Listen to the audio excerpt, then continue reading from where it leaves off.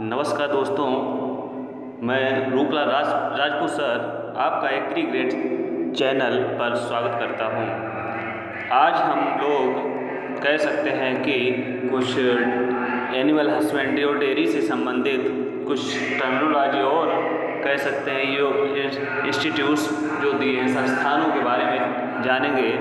ठीक है, तो आज रहेगा इसी टाइप का मिक्सर मसाला डेयरी से संबंधित एंड एनिमल हस्बेंड्री। ठीक है, तो आज यही सब पढ़ते हैं।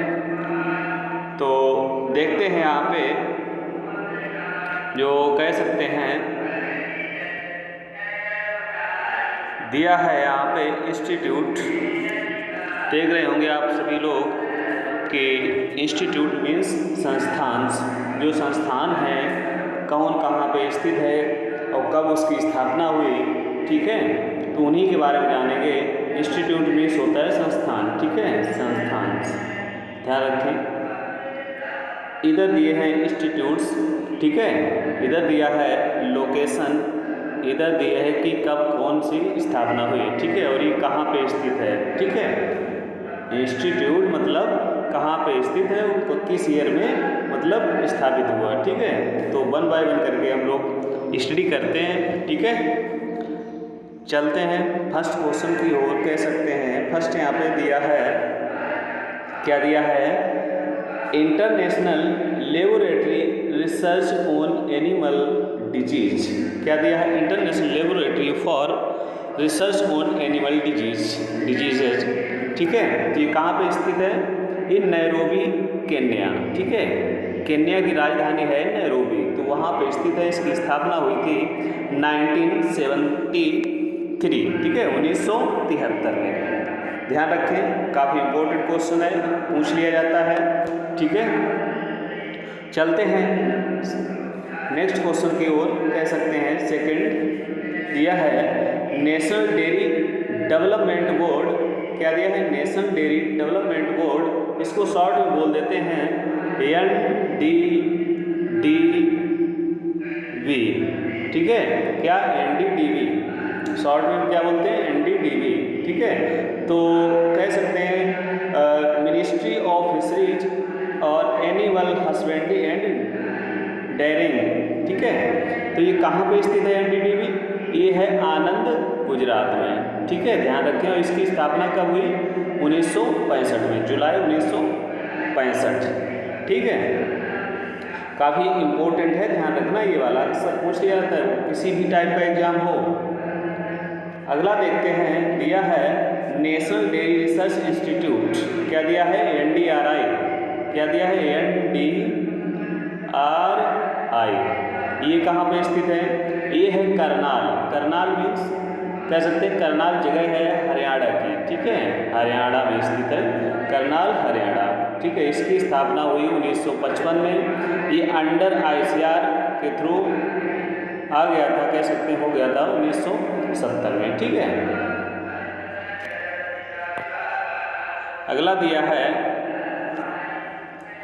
National institute of animal genetics. क्या दिया है, national institute of animal genetic. ठीक है, ये कहाँ पे स्थित है, करनाल में, ये भी हरियाणा में पड़ता है। ठीक है, करनाल, हरियाणा, 1984 में स्थापना हुई इसकी।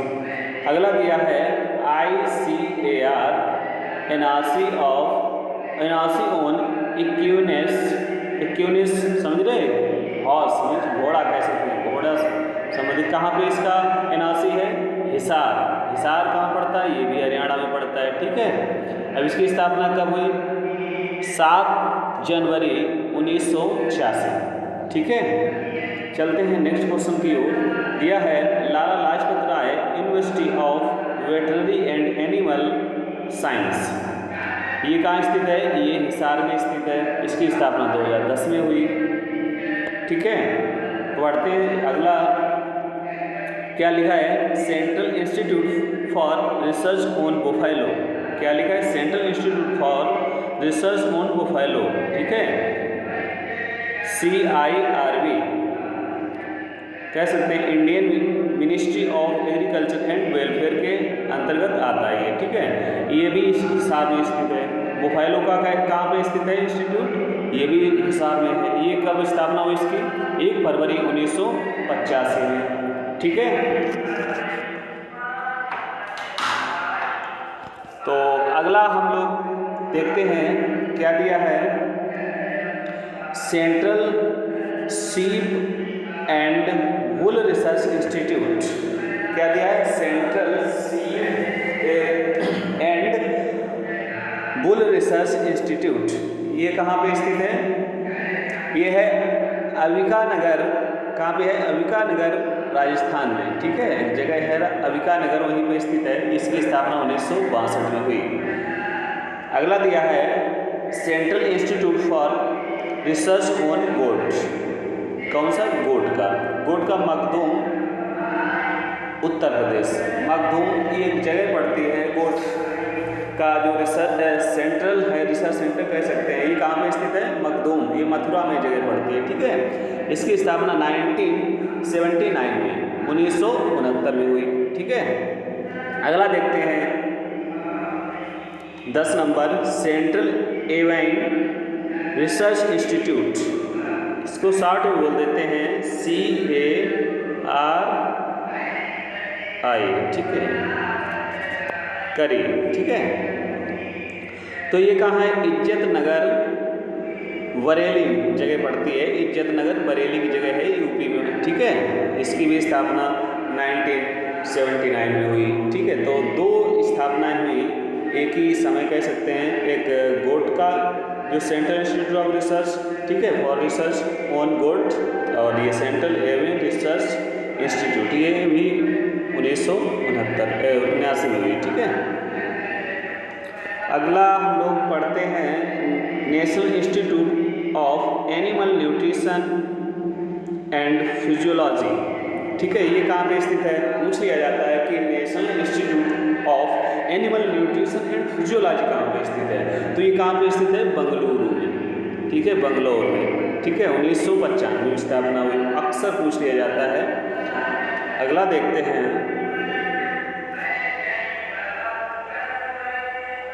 अगला दिया है, क्या दिया है अगला, 12 नंबर दिया है, institute of animal husbandry and veterinary biological, ठीक है। क्या दिया है, institute of animal husbandry and veterinary biological. ये कहाँ स्थित है, ये भी बेंगलुरु कर्नाटक में, ठीक है। बेंगलुरु कहाँ पड़ता है, कर्नाटक में। 1944 में हुई स्थापना। अब पूछा जाता है कि एनआरसी, जो कैमल की एनआरसी है वो कहाँ पे है, ये है बीकानेर राजस्थान में, ठीक है। एनआरसी मतलब नेशनल रिसर्च सेंटर, ध्यान रखना इसका फुल फॉर्म क्या होता है, नेशनल रिसर्च सेंटर। अगला दिया है एनआरसी फॉर मिथुन का, ठीक है, मिथुन, इसका कहाँ पे, नागालैंड, ठीक है। नागालैंड की राजधानी पता ही होगी, कोहिमा है। 1988 में इसकी स्थापना हुई, ठीक है। अगला दिया है एनआरसी फॉर, कह सकते हैं एनआरसी यॉक की, ठीक है। यॉक की कहाँ है, दिरांग, अरुणाचल प्रदेश, ठीक है, 1989 में। खासकर ये इस पे ध्यान दें कहाँ पे लोकेटेड है, मतलब स्थित कहाँ पे है। डेट एक अलग बात है, डेट इतना इंपॉर्टेंट नहीं है जितना मतलब उसकी लोकेशन, ठीक है, कहाँ पे स्थित है ये याद रखें पर्टिकुलर, ठीक है, ये ज़्यादा इंपॉर्टेंट है।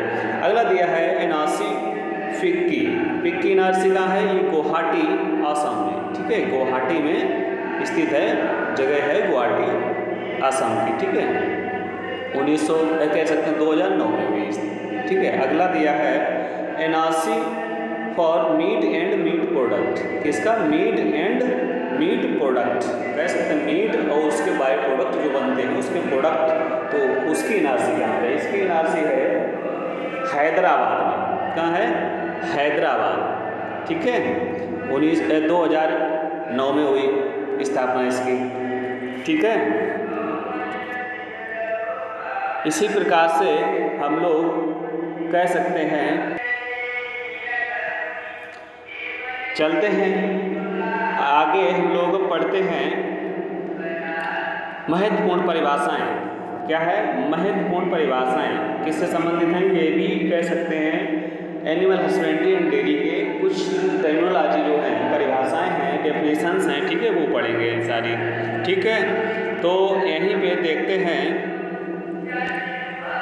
क्या देखते हैं इनकी परिभाषाएं, ठीक है। तो पहला कह सकते हैं, यहाँ पे परिभाषा क्या दी है, फर्स्ट नंबर पे दी है, कह सकते हैं प्रजातियाँ। पूछा जाएगा प्रजातियाँ किसे कहेंगे, क्या है प्रजातियाँ। प्रजातियाँ कहो, नस्लें कहो, वैरायटी कहो, ठीक है, कुछ भी कह सकते हैं। तो प्रजातियाँ किसे कहेंगे।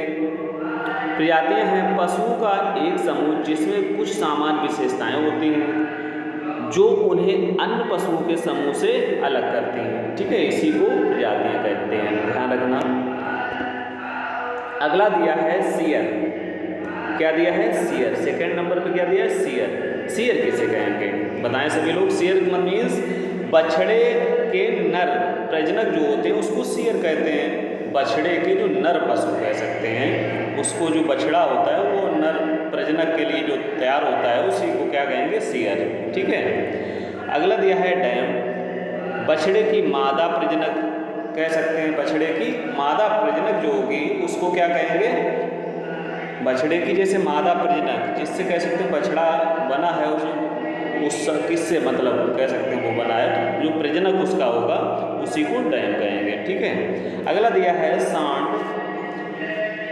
प्रजनन में काम लिया जाने वाला नर सांड कहलाता है। जो प्रजनन योग्य जो होता है नर कह सकते हैं, ठीक है, उसी का जो यूज करते हैं प्रजनन के लिए तो उसी को सांड कहते हैं, ठीक है। अगला दिया है यहीं पे, क्या दिया है, बैल।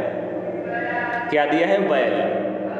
बैल किसे कहेंगे, यह काम के लिए, किसके लिए, काम के लिए इस्तेमाल किए जाने वाले मवेशियों का बछड़ा नर है, ठीक है। जो काम करने के लिए मतलब बोझा ढोने के लिए और कृषि योग्य कार्य करने के लिए, जुताई है, ठीक है, अदर कामों में जो यूज होते हैं उसको क्या कहेंगे, बैल कहेंगे, ठीक है। और जो प्रजनन के लिए नर यूज किए जाते हैं उसे कहते हैं सांड, ठीक है। अगला दिया है गर्भाधान। गर्भाधान किसे कहेंगे, नर और मादा युग्मकों के सफल मिलन और युग्मनज, क्या युग्मनज के अंड क्या ना आरोपण को गर्भाधान के रूप में जाना जाता है, ठीक है। नर और मादा कह सकते हैं आपस में जब मिलते हैं उनके मिलन से युग्मज का जो आरोहण होता है उसी को ही हम लोग क्या कहेंगे, गर्भाधान के रूप में जानते हैं, ठीक है। अब आता है गर्भकाल, गेस्टेशन पीरियड जो होता है, ठीक है, उसको क्या कहेंगे, गर्भकाल होता है। नहीं कहते गर्भकाल कितने दिन का है, गाय का, भैंस का, भेड़ बकरी, मतलब इस प्रकार से, ठीक है। तो क्या होता है गर्भकाल, बताएं सारे लोग। इसका मतलब है ये गर्भाशय में मौजूद भ्रूण के विकास के दौरान मादा की स्थिति है गर्भकाल, ठीक है। क्या होता है, जो भ्रूण होता है गर्भाशय में जो उसका डेवलपमेंट होता है, विकास होता है, उसी को हम क्या कहेंगे, गर्भकाल। जो कह सकते हैं जो भ्रूण होता है उससे भ्रूण से कह सकते हैं वो उसका वो बच्चा बनेगा, वही उसका विकास जो भी होगा उसी में, तो उसी को गर्भकाल, उसी को गेस्टेशन पीरियड कहते हैं इंग्लिश में, ठीक है। अगला दिया है, क्या दिया है, गर्भावस्था अवधि। क्या दिया है, गर्भावस्था अवधि क्या है, आरोपण की तारीख, ठीक है, वास्तविक गर्भाधान से प्रसव की तारीख तक की अवधि को प्रसव क्या कहेंगे,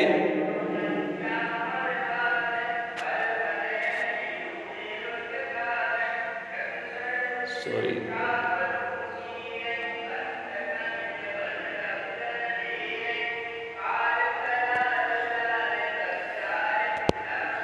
क्या दिया है, इसमें दिया है गर्भावस्था, ठीक है, गर्भावस्था अवधि, आरोपण की तारीख, वास्तविक गर्भाधान से प्रसव की तारीख की अवधि को प्रसव अवधि या गर्भावस्था अवधि कहा जाता है। ये है सॉरी गेस्टेशन पीरियड, ठीक है। कह सकते हैं क्या मतलब है, जब से कह सकते हैं गर्भाधान जो कह सकते हैं वास्तविक जो धारण करती है गाय या भैंस कुछ भी हो, ठीक है, उस गर्भाधारण की डेट से लगा के और उसका ब्याने का काल होता है प्रसव काल की तारीख तक का क्या कहलाता है, गर्भावस्था या गेस्टेशन पीरियड, ठीक है, ये ध्यान रखना। अगला दिया है प्रसव प्रसव क्या है? बच्चे को जन्म देने की क्रिया को प्रसव कहते हैं, ठीक है। प्रसव किसे कहेंगे? बच्चे देने की क्रिया को प्रसव कहेंगे। अगला दिया है लैक्टेशन अवधि, लैक्टेशन पीरियड। क्या दिया है? लैक्टेशन पीरियड, लैक्टेशन अवधि। ये क्या है? प्रसव के बाद की अवधि जिसमें पशु दूध पैदा करता है। क्या पैदा करता है? प्रसव के बाद, कह सकते हैं बच्चा देने के बाद जो मादा होती है, जो दूध निकलता है ना, उसी को क्या कहेंगे? लैक्टेशन अवधि।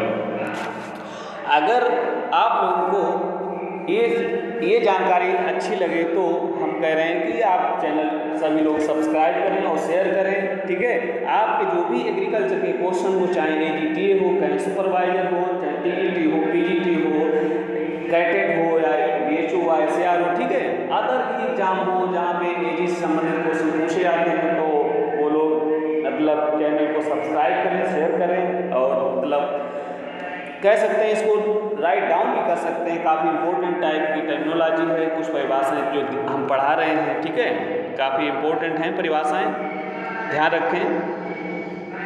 और आगे हम लोग पढ़ते हैं। अब क्या पढ़ेंगे? देखो लैक्टेशन अवधि तक पढ़ लिया हम लोगों ने। अब दिया है सुखाना। क्या दिया है? सुखाना। इसमें लिखा है यह एक स्तनपान कराने वाली लेकिन गर्भवती गाय को सुखाने की प्रक्रिया है। क्या है? स्तनपान कराने वाली, यह एक स्तनपान कराने वाली लेकिन गर्भवती गाय को सुखाने की प्रक्रिया है। मीन्स इसका मतलब होगा कि कोई गर्भवती गाय है तो उसका दूध जो होता है निकालना बंद कर देना। कह सकते हैं गर्भावस्था के बाद उसका वही लगभग 4 से 5 महीने बाद उसका मतलब दूध नहीं निकालना चाहिए, ठीक है। तो ये सुखाना कहते हैं, ड्राइंग कह देते हैं, ठीक है। अगला दिया है शुष्क अवधि। स्तनपान के बाद की अवधि। क्या है? स्तनपान के बाद की अवधि जिसमें पशु दूध उत्पादन नहीं करता है। बिल्कुल सही बात है, शुष्क अवधि कह सकते हैं स्तनपान के बाद की अवधि जिसमें पशु जो होता है दूध नहीं देता है, नहीं उत्पादन करता है, वही कहलाता है, ठीक है। फिर है प्रीपोटेंसी। क्या दिया है? प्रीपोटेंसी किसी जीव द्वारा अपने जैसे जीव पैदा करने की क्षमता प्रीपोटेंसी कहलाती है। कह सकते हैं ऐसे जीव जो अपने जैसे जीव पैदा करने की जो क्षमता रखते हैं उनको प्रीपोटेंसी कहते हैं, ठीक है। अगला दिया है फर्टिलिटी। फर्टिलिटी क्या दिया है? फर्टिलिटी एक जानवर की बड़ी संख्या में जीवित बच्चे पैदा करने की क्षमता। क्या है? फर्टिलिटी क्या कहलाती है? एक जानवर की बड़ी संख्या में जीवित बच्चे पैदा करने की जो क्षमता होगी उसी को फर्टिलिटी कहेंगे, ठीक है। नहीं कहते कि यार उसकी फर्टिलिटी अच्छी नहीं है, इसकी खराब है, क्या होता है, ठीक है। क्या है कि उसकी जो कह सकते हैं बच्चा देने की जो बड़ी संख्या में, या आपको कह सकते हैं बच्चा देने की जिसमें क्षमता है उसकी फर्टिलिटी सही है, ठीक है। और जो कुछ लोगों को फर्टिलिटी नहीं सही होती कुछ जानवरों की, ठीक है, तो वो बच्चा नहीं दे पाती मादाएं, ठीक है। अगला दिया है, क्या दिया है? फर्टिलिटी दर। क्या दिया? फर्टिलिटी दर। इसमें लिखा है यह मादा की कार्यात्मक अंडाणु उत्पन्न करने की संभावित क्षमता है, ठीक है। जो मादा होती है उसकी कार्यात्मक अंडाणु, मादा क्या उत्पन्न करती है? अंडाणु, उसकी करने की क्षमता जो होती है, ठीक है, ये क्या कहलाती है? फर्टिलिटी दर। बांझपन अगला दिया है स्टरलिटी। बांझपन को क्या कहते हैं? स्टरलिटी। किसी भी संतान को पैदा करने में असमर्थता, कैसे? असमर्थता, ठीक है, मतलब जो संतान पैदा ना कर सके उसी को क्या कहेंगे? बांझपन या स्टरलिटी, जिसमें संतान पैदा करने की क्षमता ना हो, ठीक है, ये भी कह सकते हैं। अगला दिया है बुलर। क्या दिया है? बुलर। गाय जो हमेशा मद अवस्था में रहती है उसको क्या कहेंगे? बुलर। मद अवस्था में रहती है उसको बुलर कहेंगे। अगला दिया है टीजर। क्या दिया है? टीजर। मादा गाय की गर्मी या एस्ट्रस का पता लगाने के लिए इस्तेमाल किया जाने वाला एक नसबंदी बैल। कैसा बैल? नसबंदी बैल।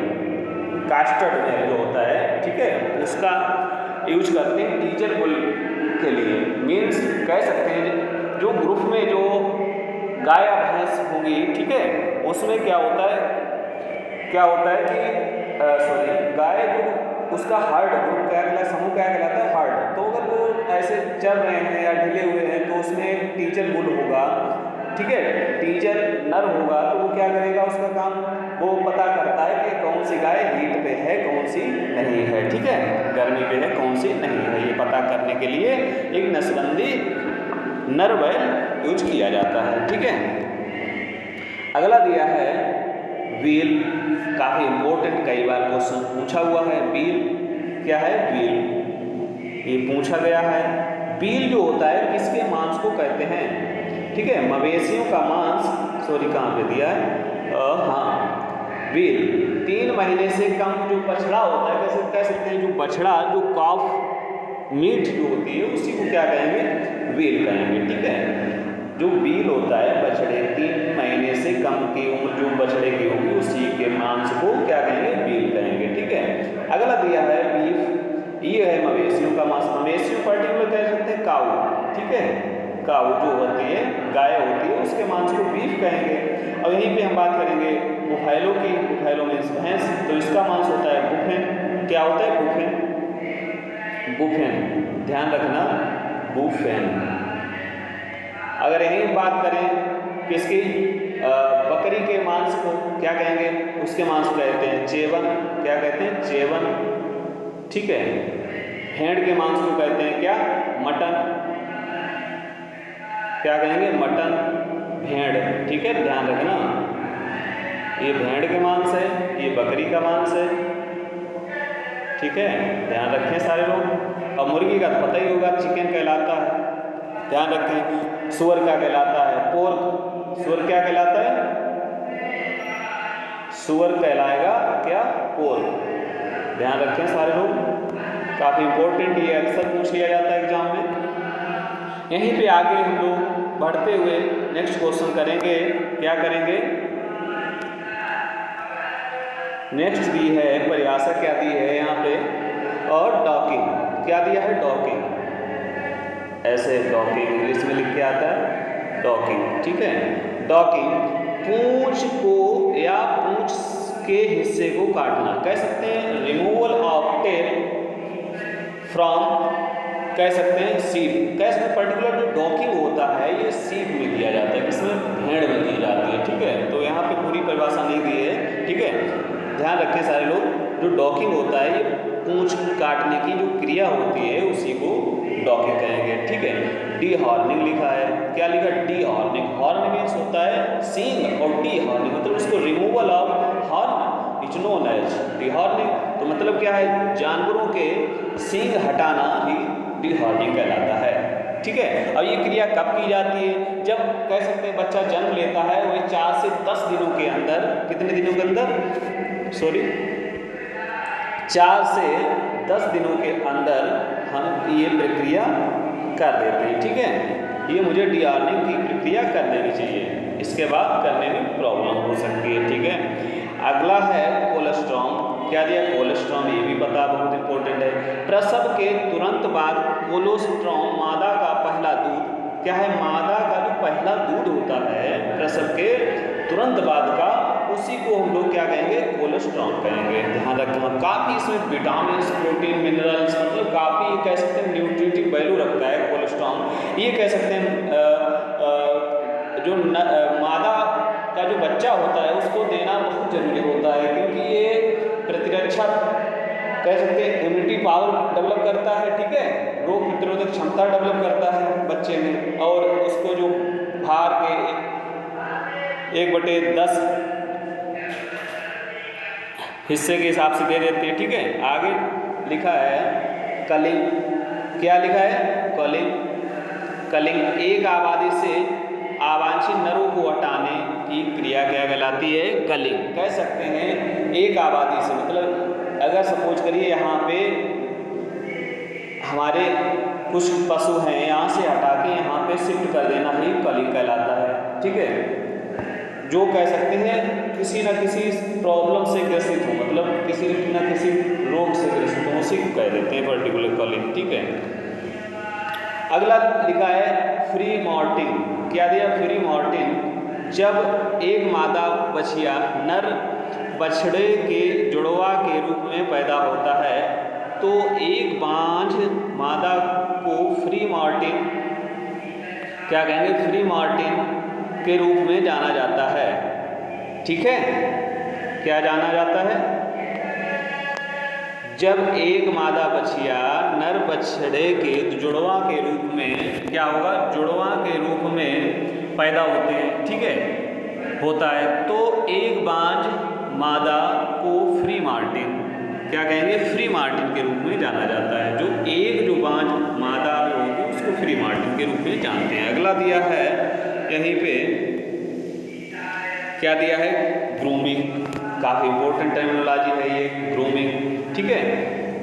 यह है शरीर के बालों के कोट की सावधानी पूर्वक ब्रशिंग या कंघी करना ही ग्रूमिंग कहलाता है, ठीक है।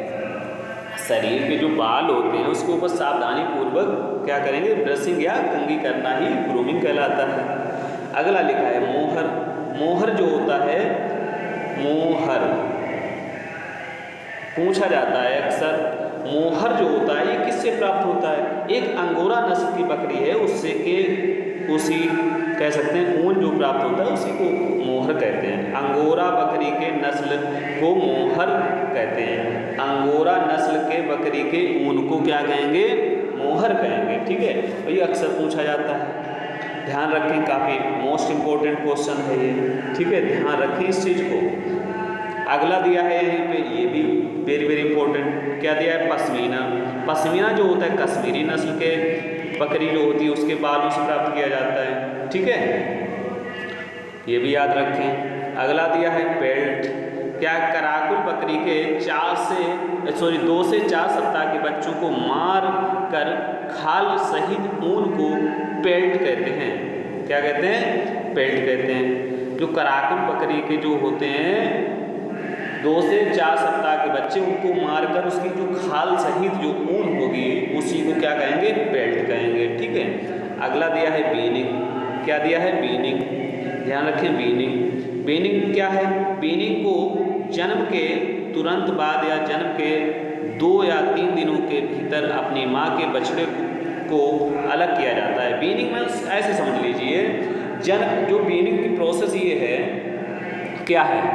जो कह सकते हैं बच्चा जो मादा जन्म देती है उसका जो बच्चा को हटा के दूसरी जगह मतलब शिफ्ट कर देना, दूसरी जगह पालना, उसको ही बीनिंग कहते हैं। मादा से अलग रखना ही बीनिंग कहलाता है, ये जान लीजिए। जन्म के तुरंत बाद उसको हटा लेते हैं, ठीक है, 2 या 3 दिनों के भीतर ही अपनी माँ से बछड़े को अलग कर दिया जाता है, ठीक है, या तुरंत जन्म के, ये ध्यान रखें बस, इसी को बीनिंग कहते हैं। अब हम लोग चलते हैं नेक्स्ट स्लाइड की ओर। नेक्स्ट स्लाइड में क्या दिया है? नेक्स्ट स्लाइड में दिया है, काफ़ी बढ़िया यहाँ पे दी हैं। क्या दिया है?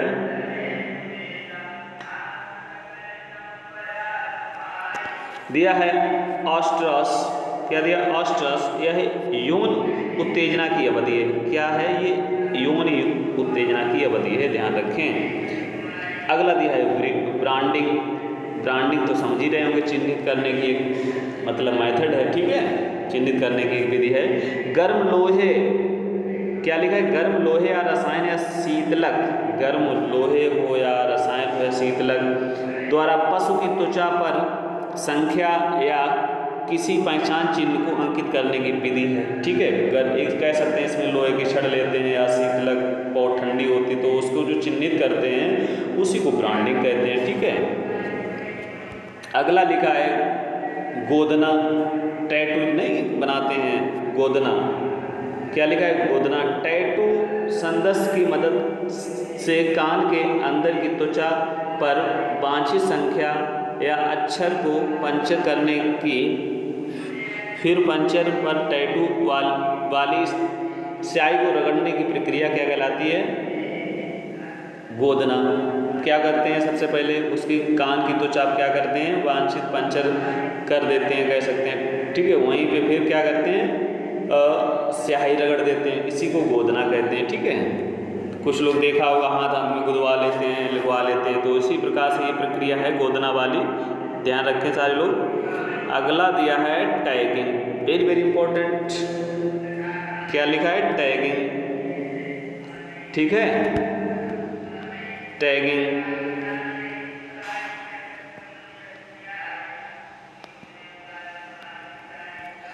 ध्यान रखें, टैगिंग क्या है?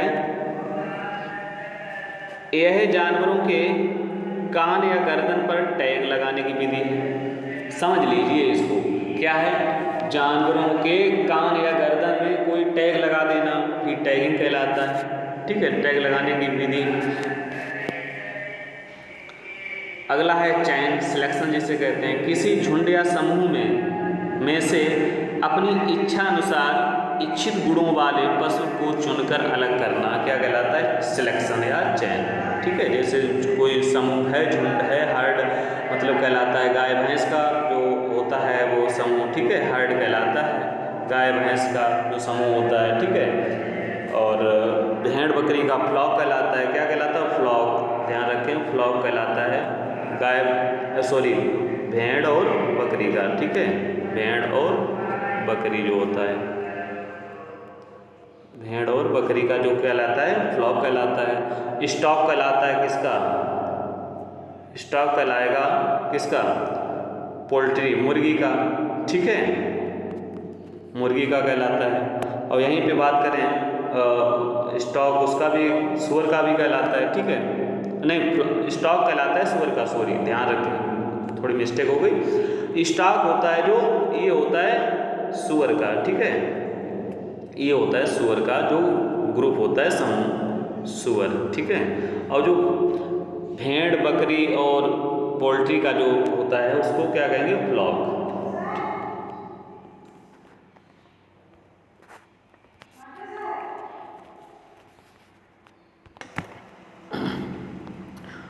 चलते हैं नेक्स्ट, क्या है दिया है यहाँ पे?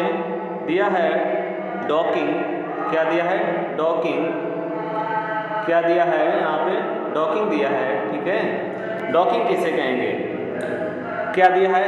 भेड़ व अन्य पशुओं में 1 से 2 सप्ताह की आयु में पूंछ हटाने की या काटने की क्रिया कहलाती है डॉकिंग। ठीक है, और सबसे ज़्यादा अगर पूछा जाए किसमें किया जाता है तो ये भेड़ में ही की जाती है डॉकिंग की क्रिया। ठीक है, अगला दिया है फ्लशिंग। क्या दिया है? फ्लशिंग। क्या दिया है? फ्लशिंग। फ्लशिंग ये अक्सर पूछा जाता है। ठीक है, फ्लशिंग। फ्लशिंग क्या है? फ्लशिंग है गर्भित भेड़ को ब्याने से 3 से 4 सप्ताह पहले, कितना? 3 से 4 सप्ताह पहले जो अतिरिक्त कह सकते हैं, जो सांद्रित जो कंसंट्रेट आहार दिया जाता है, कंसंट्रेट फूड जो दिया जाता है, उसी को फ्लशिंग कहते हैं। 3 से 4 सप्ताह पहले अगर हम लोग कह सकते हैं क्या करेंगे, एक्स्ट्रा जो राशन देते हैं उसी को क्या कहेंगे? फ्लशिंग कहते हैं। और पर्टिकुलरली भेड़ को दिया जाता है। भेड़ के लिए याद रखना फ्लशिंग किससे संबंधित है, कभी कोई पूछा जाता है, भेड़ से संबंधित है। अगला दिया है स्टीमिंग अप। क्या दिया है? Steaming up. ब्याने वाले पशु को क्या है? ब्याने वाले पशु को अनुमानित तिथि से 6 सप्ताह पूर्व दिया जाता है। कितने सप्ताह पूर्व दिया जाता है? 6 सप्ताह पूर्व दिया जाने वाला अतिरिक्त या सांद्रित, क्या कहलाएगा? अतिरिक्त या सांद्रित जो आहार होता है उसी को स्टीमिंग अप कहते हैं। ठीक है, ये 6 महीने पहले कह सकते हैं देने लगते हैं, 6 सप्ताह पहले, सॉरी 6 सप्ताह पहले ये देते हैं। और ये जो फ्लशिंग था ये 3 से 4 सप्ताह पहले देते हैं। ठीक है, अगला दिया है डीबीकिंग। क्या दिया है? डीबीकिंग। इसमें क्या होता है? डीबीकिंग में होता है मुर्गियों में 1 माह की आयु में चोंच काटने की क्रिया जो होती है डीबीकिंग कहलाती है। कह सकते हैं मुर्गियों में जो चोंच काटने की क्रिया होती है उसको क्या कहेंगे? डीबीकिंग कहेंगे। ठीक है, क्या है? ऊपरी जो चोंच होती है उसका 1/4 भाग, ठीक है, वह निचली चोंच का 1/8 भाग काटी जाती है। ऊपरी का 1/4 और निचली का 1/8।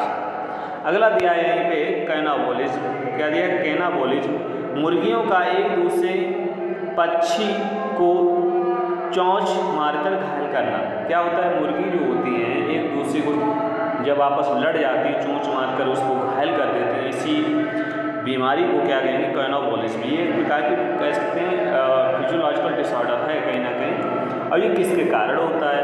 ये कह सकते हैं जब उसमें NaCl मतलब सोडियम क्लोराइड की कमी होती है, तब कैनाबोलिज्म की कह सकते हैं अधिकता होती है, तभी कैनाबोलिज्म वाली प्रक्रिया दिखाई देती है। ठीक है, तब चोंच बजाता हैं वो आपस में एक दूसरे को मारते हैं। अगला दिया है डीवर्मिंग।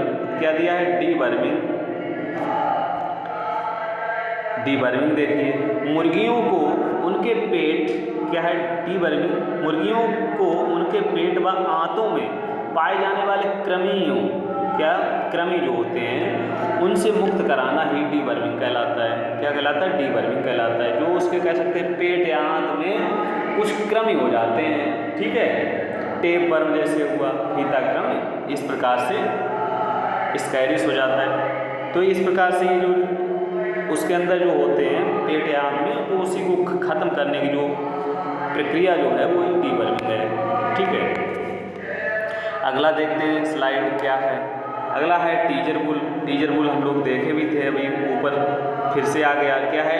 नर पशु को नसबंदीकृत जो किया जाता है उसी टीजर बुल कहते हैं। इसका उपयोग पता ही है कि समूह में मंद में आए हुए मादा पशु को मध्यकाल का पता लगाने के लिए, तो मैंने बताया था कि जो हीन पे आने के लिए जो मादा आती है तो उसका पता लगाने के लिए टीजर बुल का प्रयोग करते हैं। ठीक है, ध्यान रखें, काफ़ी इंपॉर्टेंट है। अगला दिया है ग्रूमिंग या खुरैरा। ये भी देखो बहुत इंपॉर्टेंट है, ग्रूमिंग या खुरैरा। पशु के त्वचा व बालों को ब्रश से साफ करने की क्रिया ग्रूमिंग या खुरैरा कहलाती है। ठीक है,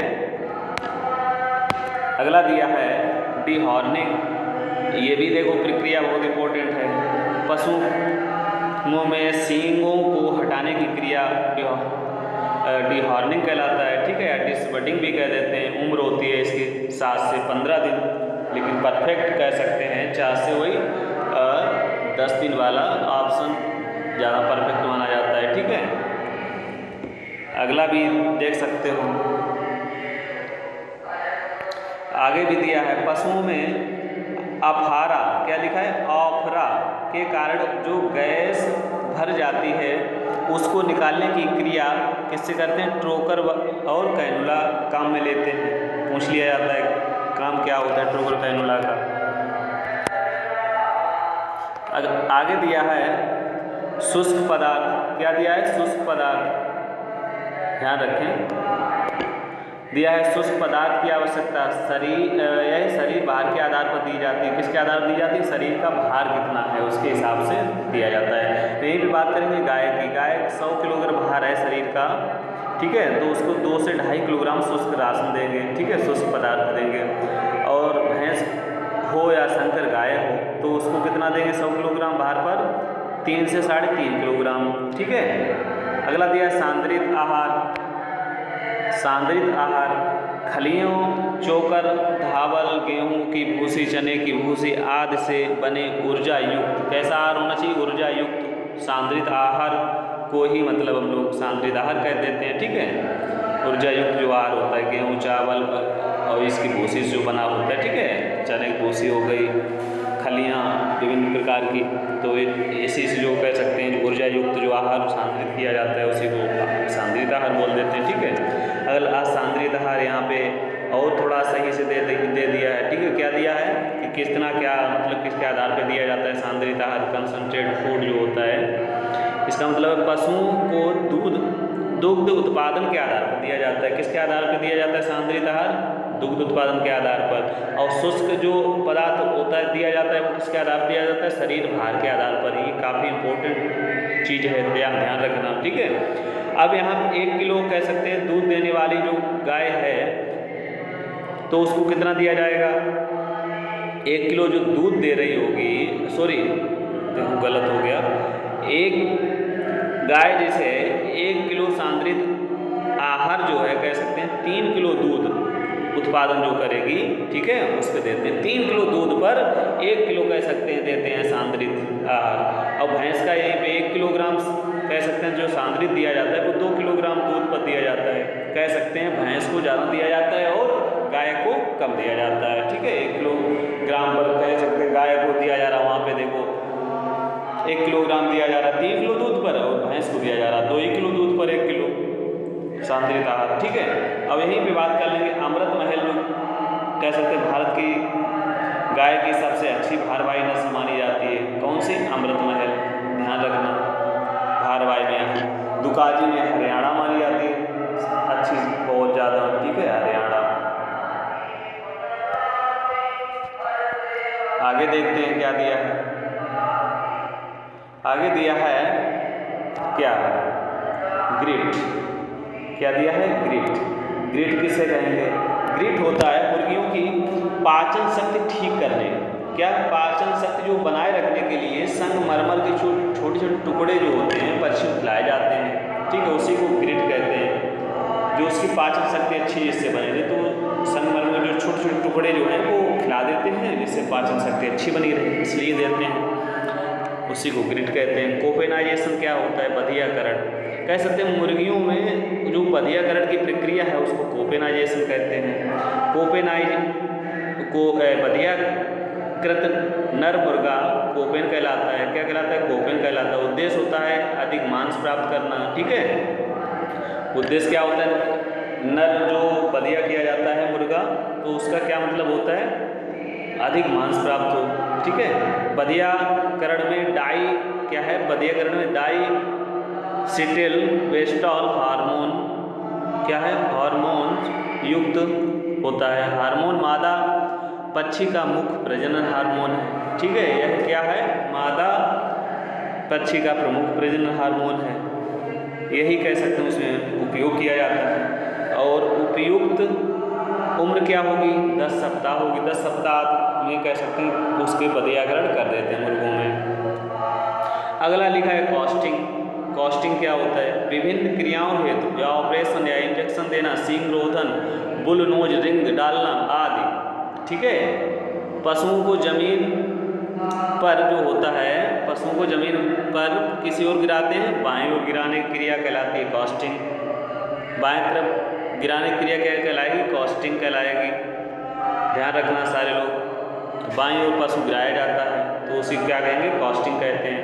उसको मतलब क्या होता है? ऑपरेशन करना है, जानवर किया जाता है, या इंजेक्शन लगाया जाता है, सींग रोधन या बुल नोज रिंग पहनाने के टाइम पे जब उसको गिराया जाता है तो बाएं तरफ गिराया जाता है। ठीक है, तो इसी की क्रिया कहलाती है कॉस्टिंग। अगला यह है डाउन कवर। क्या लिखा है? डाउन कवर क्या है? पशु ब्याने के 15 दिन पूर्व के अनुमानित समय को डाउन कवर कहा जाता है। क्या कहा जाता है? 15 दिन पूर्व की जो अनुमानित समय जो होता है कि अब 15 दिन रह गए ब्याने के, तो उसी को डाउन कवर बोल देते हैं। ठीक है, तो अगला दिया है ब्रॉयलर। ब्रॉयलर तो समझ ही रहे होंगे किससे संबंधित है? मुर्गी से संबंधित है। अब ब्रॉयलर का मतलब क्या होता है? जो कह सकते हैं ऐसे कुक्कुट जो कह सकते हैं मांस के उत्पादन के लिए पाले जाते हैं। ठीक है, मांस उत्पादन हेतु पाले जाने वाले कुक्कुट क्या कहलाएंगे? ब्रॉयलर कहला रहे हैं। ठीक है, और यहीं पे हम बात करें लेयर किसे कहेंगे? जो कह सकते हैं अंडे उत्पादन के लिए उपयोग में लाए जाएं। ठीक है, उसको लेयर कहेंगे। अब यहाँ पे कुछ कह सकते हैं आयु वगैरह दी है, उसकी उम्र दी है 6 से 8 सप्ताह में क्या करने लगते हैं? मांसयुक्त तैयार हो जाते हैं। 9 से 12 सप्ताह के चूजे रोस्टर्ड कहते हैं। क्या कहते हैं? रोस्टर्ड। ठीक है, चूजों को 6 सप्ताह की आयु में बेच देना चाहिए। कब बेच देना चाहिए? 6 सप्ताह। 6 सप्ताह में चूजों का भार 1.5 किलो लगभग हो जाता है। ठीक है, 1.5 किलो हो जाता है। अगला दिया है लेयर।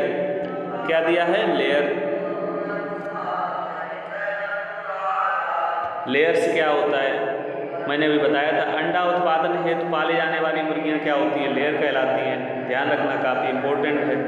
और ये 5 से 6 सप्ताह यानी कि 20 से 22 5 से 6 माह 20 से 22 सप्ताह में अंडा उत्पादन करने लगती हैं। पूछ लिया जाता है अक्सर क्वेश्चन कि कितने माह में तैयार हो जाती हैं अंडा देने के लिए मुर्गियाँ?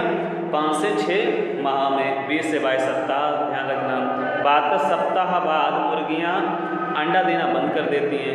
ये याद रखना, कितने सप्ताह बाद मुर्गियाँ अंडा देना बंद कर देती हैं? 72 सप्ताह बाद। और जिन्हें क्या कहते हैं, ब्रूडी हैन कहते हैं। क्या कहेंगे, ब्रूडी हैन। ये भी कह सकते हैं बूढ़ी, मतलब बूढ़ी से ब्रूडी बना है, ध्यान रखना, याद कर लीजिए। जैसे बूढ़ी लिखा जाता है ना, उसी प्रकार से ब्रूडी हो गया।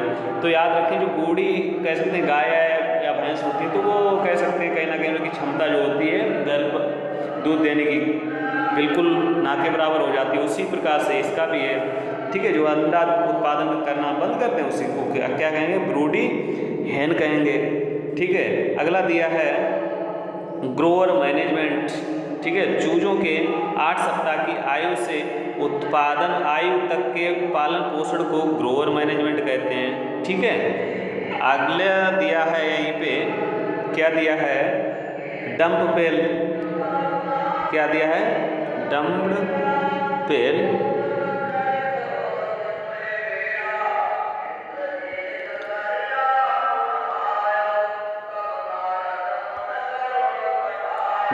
यहाँ पे ध्यान दें, डम्प्ड पेल, पेल मीन्स होती है बाल्टी, ठीक है। डम्प्ड दूध निकालने हेतु संग्रह हेतु काम में ली जाने वाली छोटे मुंह की बाल्टी जो होती है वो डम्प्ड पेल कहलाएगी, ठीक है। ध्यान रखना सारे लोग, दूध संग्रह करने के लिए जो बाल्टी ली जाती है वो कैसे होनी चाहिए, छोटे मुंह वाली होनी चाहिए, ठीक है। तो आज के लिए इतना ही काफ़ी, ठीक है।